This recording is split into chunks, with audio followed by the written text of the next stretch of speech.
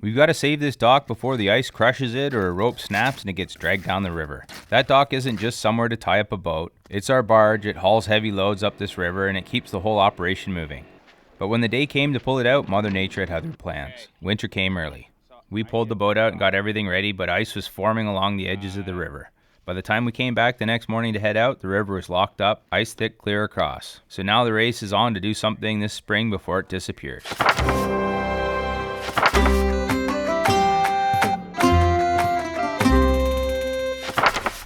So I stop at Rogers Feed Mill in Kenilworth. Time to get some advice. That's kind of, how are you? Anyway, have you been looking at stuff here? Kind of like, poking around. It's pretty warm up there right now. Like, I was trying to get a hold of you. Are you ready to go? Could you jump up there? I think I can head up and hit the road tomorrow. Well, that'd be good because then you get up there and you'll have an idea. If you wait until Sunday morning, we're maybe missing out on a bit of a window in order to get in there. I'd say, get up tomorrow. You know, then you can see, we get the Alpine out. Like, how does it look up there? The biggest thing is, can I get in? Can I access the cabin? Can I get on the path on the way into the cabin? It's been warm. That means the snow will melt down. There's probably like a frozen crust on top. Right. And you'll know, like, look at, you start out on the trail. If it's not good, well, then you spend the time. And that's why we got the winch with it. You turn it around. You make that decision soon, before you get like way in deep, because you'll know right away whether it's going to hold you or not. Because it's cooled down, if the frozen crust is not hard enough or there's too much air underneath, could break through with the Alpine. If it doesn't look hard enough or the beginning of trail is not working out, I'm going to turn around and I'll have to snowshoe in. But really, do I want to snowshoe that whole way? It's a long walk. I'll do it because it has to be done. Think it's easier than building a new dock and buying a new Argo. We've had a lot of water tied up over the land this winter. It's got to go somewhere when it warms up. And if somebody finds the dock way down the river sometime, well, that's their. But if it's way down the river, it's in pieces then. But and look at like barrels, dock, we can do that again, and then we'll know for another year how it looks. At this point, you might be wondering why it's so important to save this raft and what exactly it does. Well, this whole contraption came into being back in May of 2025. We needed a way to haul the bush hog into the property, and the river was the only road we had. So we built this raft to fit right inside the trailer. Down south, we loaded the bush hog onto it using Rogers' tractor, hauled the whole works north, and then backed the trailer straight into the river. From there, we floated the raft upstream and used the ATV winch to drag the bush hog onto the land. That was the original plan, just a way to move heavy equipment. But once we had it, we realized this barge could do a lot more. We planked it over and started using it as a dock, and that turned out to be one of the biggest improvements we ever made out here. Getting in and out of the boat on a muddy riverbank used to be a slippery business. Now we step ashore like civilized people. Truth be told, this raft isn't just handy, it's become a piece of equipment we simply can't do without. It's been a while since I've had a good look at the river. So on the way, I stop at the boat launch. See if I can hike in and find out what it's doing. If you're careful, you'll stay on top. It's very surprising when you drop through though.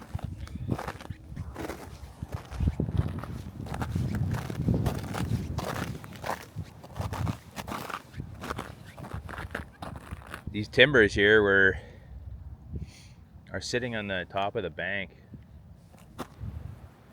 Not too high. It's interesting. So this is the first sign. I gotta go up to the land. This is the boat launch. But yeah, this pile of timber I'm standing on top of the highest part of the bank. Pretty deep.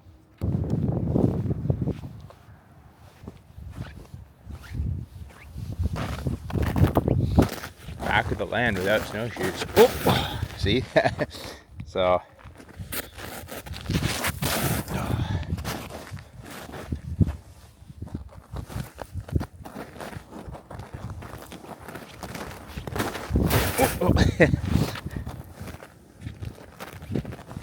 We just walk, do a Tai Chi walk across. likely to stay on top a little bit better. And that's where, crap, that's where no trail is. So I'm hoping the trail that we cut in will be good. Okay. Yeah, so I don't know how this is gonna go. I'm here. Snow's definitely gone down. There's like an ice crust on top this morning. There's a couple spots where there could be water. Maybe not, I have no idea.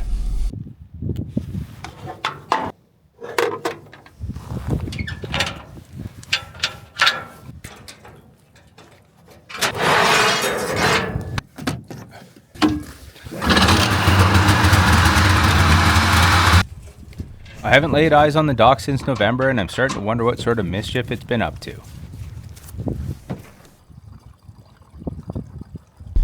You gotta stay on the trail, that's for sure. The beginning of the trail wasn't lined up with the trail, the opening in the snowbank, and it started going down. All winter we cut trail through deep snow, packing it down and keeping it between the banks. But now it's spring, the warm days soften the snow, and every night it freezes hard again. The track we laid all winter stands up like a ridge in the middle, sloping off to either side. No more guardrails. And if you slip off that track now, there's a near certainty you'll get stuck. So you keep your eyes ahead and your ski in the center. Spring travel is steady business, and the ditch is always waiting for company. If you've been here long enough, you'll recognize this dip. Right now it's filled with snow, but there's water running underneath. All winter it froze solid. Now thaw is setting in and the creek is waking up again. This is the little creek that feeds the pond, the one sitting right in the middle of our camp clearing. Sooner or later we're going to have to put a small bridge across here or find ourselves another way in. But for now it's not something I feel comfortable running across with the snow machine. A year ago I was stuck down here with the Tundra, right in the bottom of this hole, and I have no intention of repeating that lesson with the Alpine. I'm not going to run the snow machine across that. Okay. Well, it was good up to here. I got a soaker.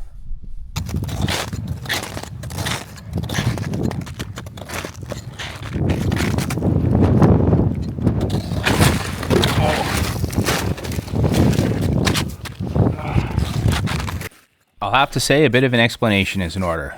In many parts of Canada, the term soaker is used when you step too deep and your footwear fills with water. Out west, some folks call it a booter. I was pretty sure places like Australia and New Zealand had their own word for it as well, but I couldn't find one. So if you live in a part of the world that has a proper name for a wet foot, something better than just wet foot, let me know in the comments.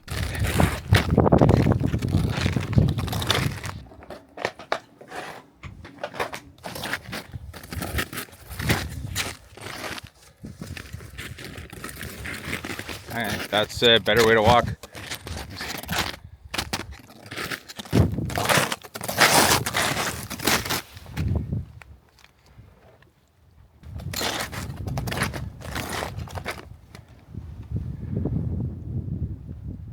So I've hauled out the fancy beep and stick again. Accurate to a single centimeter, which is so precise someone might mistake it for real engineering. First stop, the bottom of the cabin. Next, the top of the pond. Last, the dam, doing its best impression of a cork in a wine bottle. Once I've got those numbers, I'll know exactly how much wiggle room we got before the pond gets adventurous, slips under the front door, and starts charging us lakefront rent. Because we aim to keep that cabin floor drier than a teetotaler at a barn dance. Turns out the numbers aren't half bad. Bottom of the cabin sits 2 feet higher than the top of the dam. Water in the pond is 1 foot below that dam top. So right now the cabin bottom is 3 feet clear of the water, and still 2 full feet above anything the pond should ever dream of doing. So battery's fully charged right now. I guess I left the windmill connected because I thought I didn't, but it was connected and charged it right up. So that's awesome. It's nice to be able to, have that kind of backup that I get here and it's fully charged at least. It makes a big difference when it warms up above zero, because then the battery, it has to heat it over 5 degrees. But it's fully charged, so it's not actually doing anything. The brakes coming on.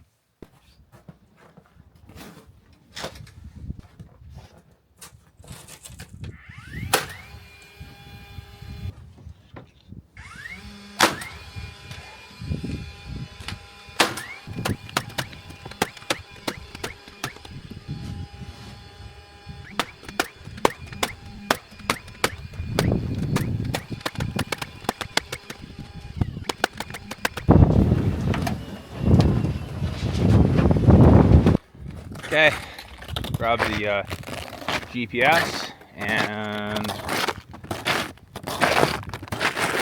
oh, this might not be good. Let's see how it goes. Oh.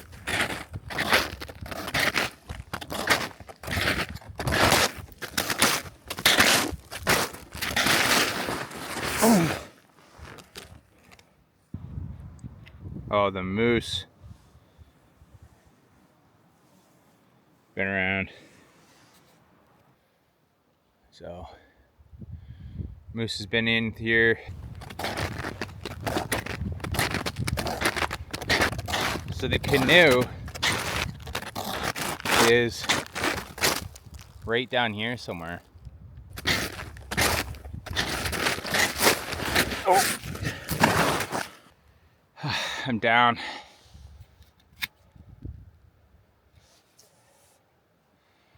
And I don't have, feel like I can't do it with the backpack on. There's too much weight on my back. Oh.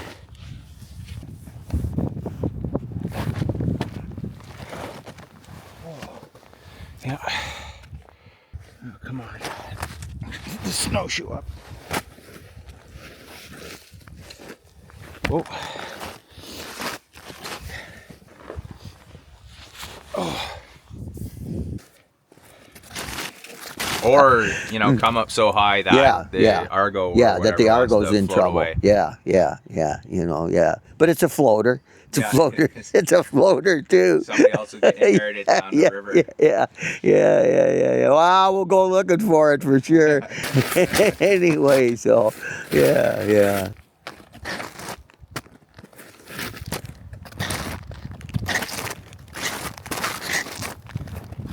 What do you do with this dock in the winter? Well, yet to be decided. Did you just make that this spring? Yeah.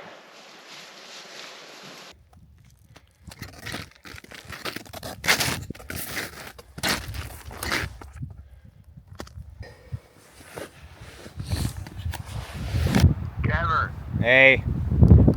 Yep. Did you see that picture I just sent you? Oh, maybe. No. Oh, yeah. She's out there, eh?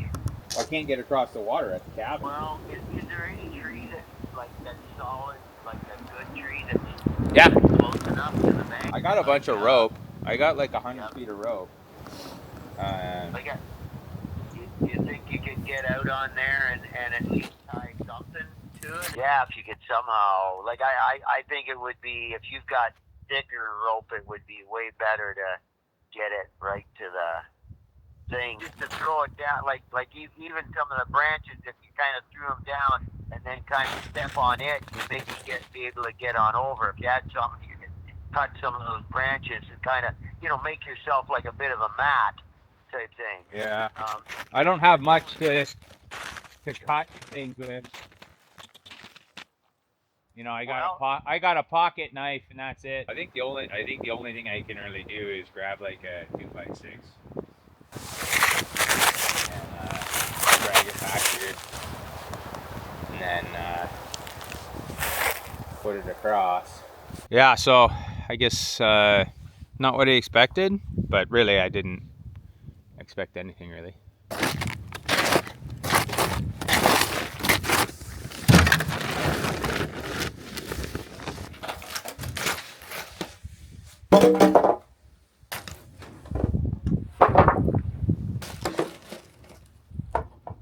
These snowshoes are wearing me thin. Feel like I'm hoof dragging a moose through molasses. And I still need to haul these 2x6s in a shovel pile down to the river. Right now my energy's flatter than a pancake on Monday, but lumber won't walk itself.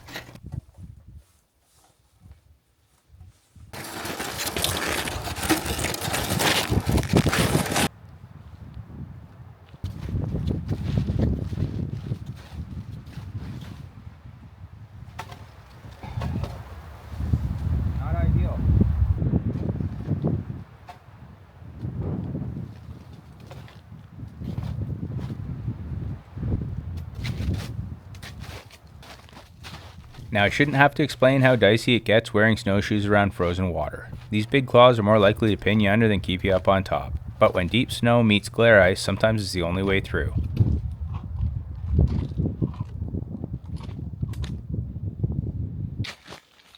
Okay.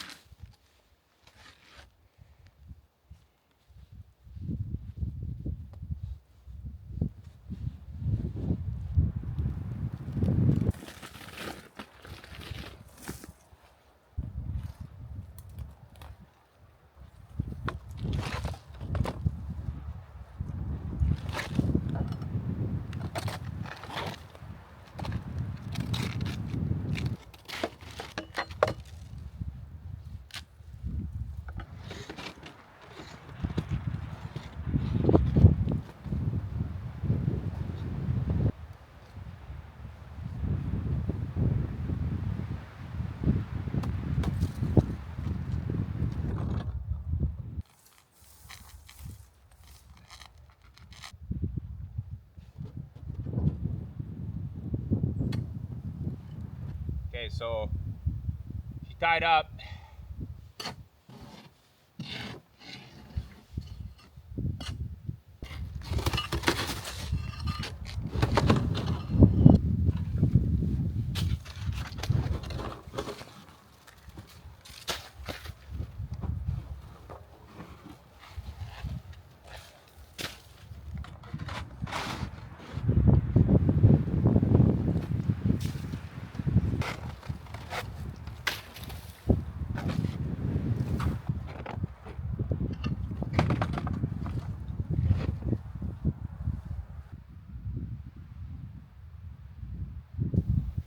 So I don't trust, the ice starts shoving it,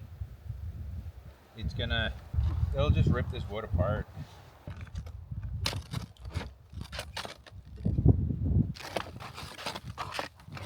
If you notice, there's half the riverbank still clinging to the dock. The river froze solid back in fall when the water level was low, welded the dock straight to the mud. Come spring, the water rose, the dock tried to float free, and instead of letting go, it tore out a great sod biscuit and hauled it sky high. Same story with the ice. A foot-thick sheet locked in place all winter. When the river lifted, it raised that slab like a giant layer cake, so now the ice rides high in the middle and there's open water running on both sides where solid ground used to be. Quite the spectacle, like a floating island that forgot which way was down.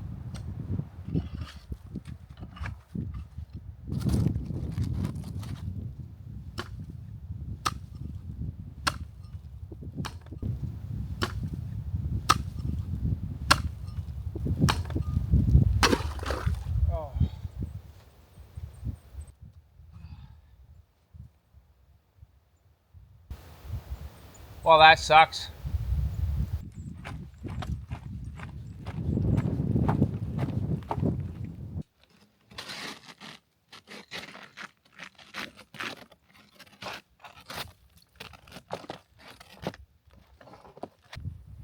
Kind of expected that to happen. It almost happened a couple times. And then it did happen. So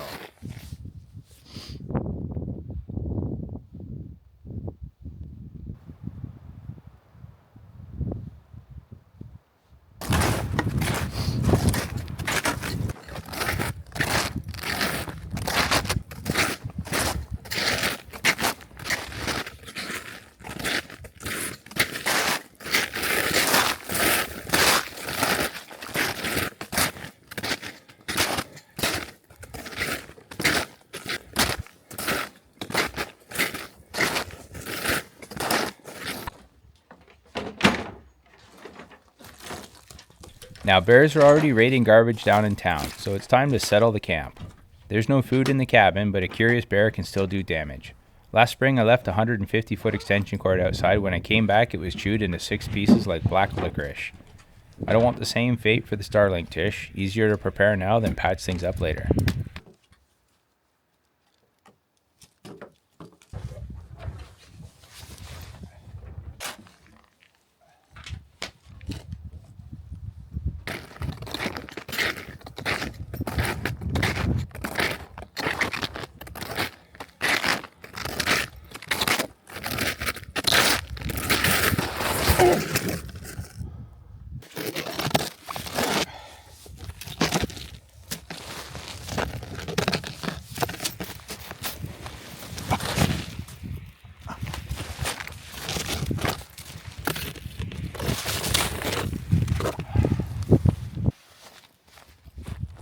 With the trail crowned high and frozen hard, it's easier to swing the Alpine. Balance her on that ice hard ridge, let the track teeter for a moment, then pivot her around bit by bit.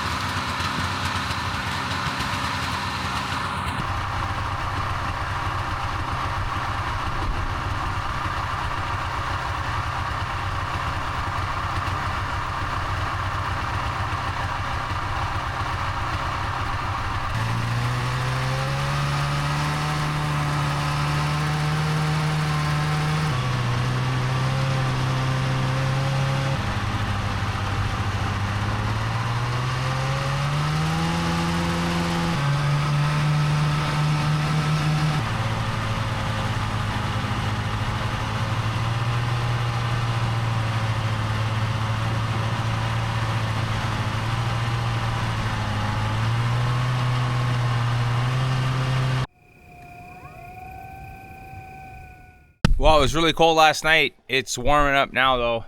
I can't spend too much time in the land today. Got to get out while the trail's still hard.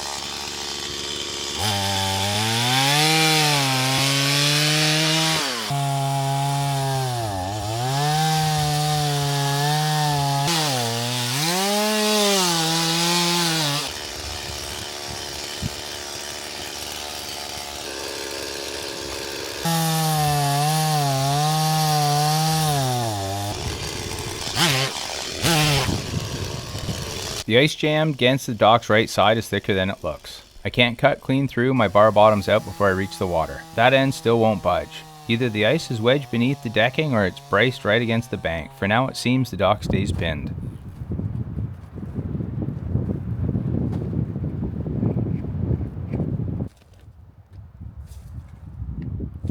This rope's only looped once around the tree. Fine when I just needed a hand line to pull the dock in, but not sturdy enough for spring ice. I'm unwrapping it now and tying it properly. 2 separate lines to 2 corners of the raft, plus the original pair. 4 ropes total. With luck, when the ice shifts, it'll swing the dock clear instead of tearing it apart. I can hear my mom saying, not with your teeth.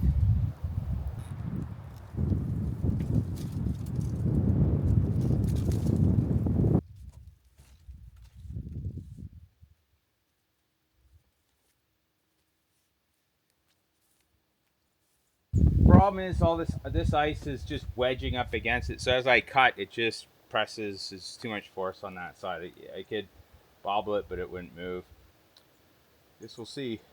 Getting this trail cam up so we can see, well, maybe we'll see some moose, but also hopefully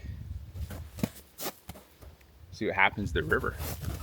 We've got the camera set up now, so we'll live and learn. When the river finally breaks up, we'll be able to watch what happens. And with luck, the dock will still be here when the ice clears. And if it isn't, we'll build another one. And next time, we'll do it a little wiser. Any man who builds a dock learns the same lesson. There's always something you do different the second time around. Just yesterday morning, they let me know she was gone. You may have noticed at the beginning of this video that this episode is in memory of an old friend, Nadia, who passed away before I had the chance to see her again. She was a friend of the channel. Every time a video came out, she'd send me a message. Your dad looks great at 80. Cabin's looking awesome. Even though I didn't get to spend time with her in person, she was spending time with us. This life we live out in the bush is a little different, but the pull towards simple living, toward nature, usually comes from people in our past who cared about those things as much as we do. Nadia was one of those people. When I attended her celebration of life, it came up again and again, just how passionate she was about camping. And it was comforting to hear that after all these years, it was still something that brought her joy. Her family wanted to share a couple things. First, if something doesn't feel right, don't put it off. Go see a doctor, get yourself checked. And second, live your life to the fullest. Take advantage of the time you have. Every so often in life, we come to a fork in the road. One path is familiar, safe, comfortable. The other path is uncertain, a little scary, sometimes full of doubt. But more often than not, it's the path that leads to adventure and to memories worth keeping. There may be moments of regret along the way, times when things feel hard, but in the long run, those risks have a way of paying back more than they cost. We're here to experience life, and none of us gets out of this thing alive. So my advice, and maybe hers too, is to embrace the adventure. Choose the path that challenges you, the one that makes you grow, the one that gives you stories to tell. There's an old story about a master who gave each servant a coin before leaving on a journey. When he returned, he asked what they had done with it. One had invested it and gained more. One took a risk and lost it. But the third buried the coin in the ground, too afraid to try, and returned it unchanged. So the question becomes, how do you want to invest the time you have left? I suppose that's what this channel really is about, choosing the path less traveled, taking a few risks, and learning little by little what real rewards in life truly are, the ones we get to take with us.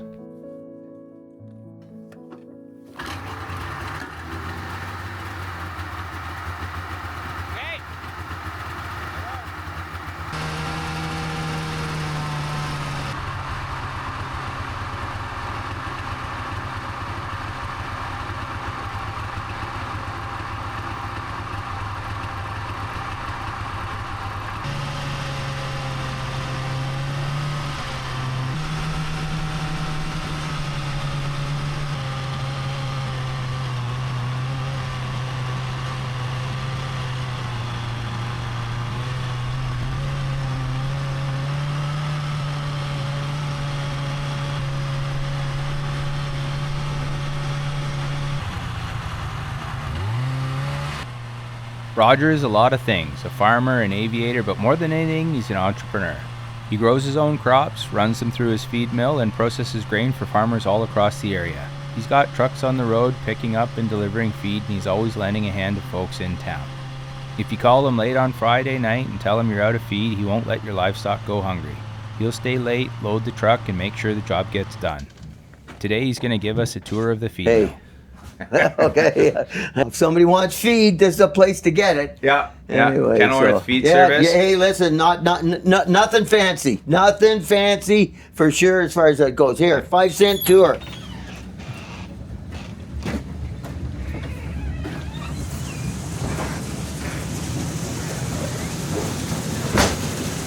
Lots of stuff in bags to beat the band. This is John.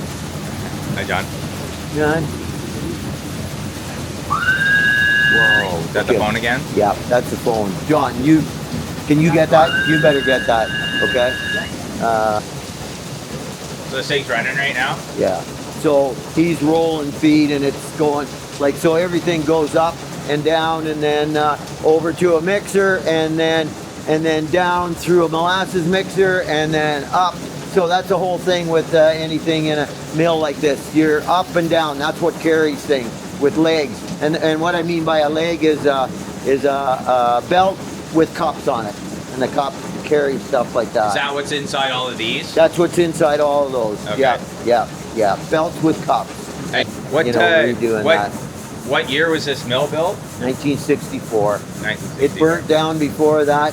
The mill actually has actually burnt 3 times. It was right in downtown, blew up. That's in 1914, something like that. Actually, there might even be a sheet there. I got a sheet at home. And then it was actually next door, and it burnt down because they had a big diesel motor running it, but there was a gas motor that started it up, and they spilled gas on this hot motor and whoosh, gone. And of course, everything's wood here. It doesn't take much. Yeah. But everything electrical explosion proof. No sparks, no nothing that way anyway. Yeah, you Everything can see has all to of be. these, Yeah, there's all kinds of dust here. We can't keep it where there's no dust. Yeah, and like everything's done by hand. There's no computer, no anything. Yep, mixing feed right there now. Anyway, so, and that's going. It'll drop down out of that, go up a leg, and then go outside and drop into a bin that I'm going to load here in a few minutes. Into the truck. Yep. When I first started here, he was like a fixture in the place, and he kind of said, well, we don't want to cheat the customer, so we want to be right on, but we don't want to be over because then we're giving feed away. To be right on. So what do they weigh it? Yep, that's a scale. That's a scale. It's a scale. That's a scale. Yep, comes down there, scale, and it drops off, and when it comes to 0, that's right on, and we got bag sewers. So we're up, put a tag on, and sew it. From that leg in the center, we can go different places. If you see the wheel, you turn the wheel depending upon where you want to go. There's tabs, and there's like an arm up there, and it goes here, or you move it and it goes there, or here, so you can drop it into different places. That's right, yeah. Generally speaking, yes, it's not the cleanest place, and that's what I kind of said. We got the dust here compared to other places anyway, but, touch wood, but we haven't had any, there's wood, touch wood, we haven't had any major problems anyway, so that's the biggest thing above anything. It's nice when it's warm enough to have the doors open, eh? Oh, for sure. Yeah, even in the wintertime, we got kind of doors open. Yeah, that's the scale. He's running stuff in the scale. On the other side is where we can so is it gauge stops right now? Right, he's got it up, and we weigh it to a certain, and then let her out. Okay. Anyway, so. Oh, everything just keeps going. Yeah, that's right. Yeah, once John said John will stop, he'll let this out right away. Like whenever he's got enough there now, whenever he's ready for it, he'll send it to where it needs to go. This will go above the roller. Yeah, it'll go down, carry up, and over to another piece of equipment. Yeah. Anyway, so that's the chopper. So we just run one head. So we grind stuff up like fine. Anyway, okay. So it looks like corn. Well, we got corn there. That's just kind of what is setting in the hopper scale right now. So whenever we go to do something, that's what we'll be doing. We'll be doing corn. And that's when you say chopping it, it's crushing it down, or no? It's making it like more like powder, but for us, because of the way we're doing it, it doesn't come right to powder, but it more kind like of a meal? gritty. Like yeah, a meal. yeah. Whereas like the other piece of equipment is a roller, and what we're doing is squashing it, okay, and breaking it up into pieces. But we want it like we want it coarse. We don't want it like there's You times. don't want it dust. Yeah, It's yeah. not You don't flour. want it You're not dust. making That's flour, right. you're making That's right. feed. Yeah. Oh, you know, that's the roller there. Anyway, so you can And hear it's it operating chucking right away. now? It's operating right now. You can see a little bit of dust coming out of it. Anyway, so the corn is going through right there, coming down that pipe, going through here, rolling, and then going up a leg and over and into that, over top of that mixer. And it'll go over top of that mixer. We pull a slide out. It's on the other side. There, we got two sides there, but it's on the other side. You pull the slide out. And like everything is coordinated by CFIA, that it has to be done a certain way. We have to have certain things in, certain tags and whatnot. We have sequence, the way we got to do it, and everything. It's not just haphazard. Everything has to be done. We keep records so that we know what was mixed, when, how. On each tag, when we make a batch of feed, we know we could go back and after and look and see what day, what batch that we made it, and we have records for that. Being here in Roger's feed mill always reminds me of standing inside one of those old windmills in the Netherlands. You're walking right through the guts of a big machine, everything rattling and shaking, all timbers and gears doing all the work it was built to do. Makes you feel small in the best kind of way, like you're standing inside a piece of honest engineering that's been earning its keep for a long, long time. Thanks to Roger for showing us around his mill. If you happen to miss the videos where we hauled the bush hog into the land, or the one where I brought my 80-year-old dad in and we worked on the cabin together, I'll leave both those right here on the end screen. I'll also put links down in the description if you'd like to catch up and see how it all came together. I truly appreciate you sticking around to the end of this one, and thanks for joining us on this little adventure out here in the bush. And until next time, we'll see you down the trail.